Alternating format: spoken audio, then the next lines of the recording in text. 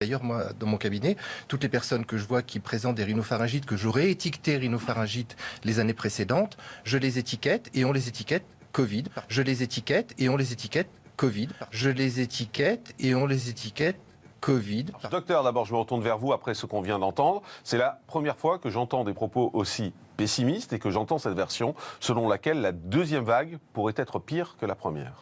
Alors, lorsqu'il y a eu la vague, je dirais la vague, parce que j'hésite à parler de deuxième vague. J'aurais aimé parler de seconde vague et non pas de deuxième vague, si tant est qu'il y en ait une. Si tant est qu'il y en ait une. La première fois, en fait, il n'y avait que ce virus auquel on était confronté. C'était février-mars, l'épidémie de grippe était passée. Là, on va se retrouver avec toute une série de viroses, de virus qui vont encombrer les services, qui vont augmenter le nombre de personnes probablement en réanimation et qui vont faire qu'on va avoir cette psychose d'hospitalisation face à la Covid.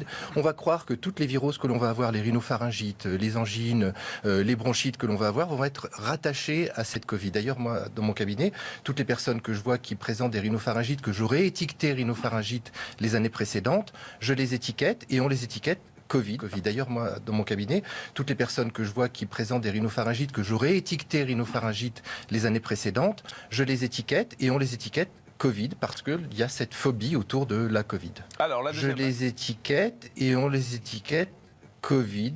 Je les étiquette et on les étiquette Covid.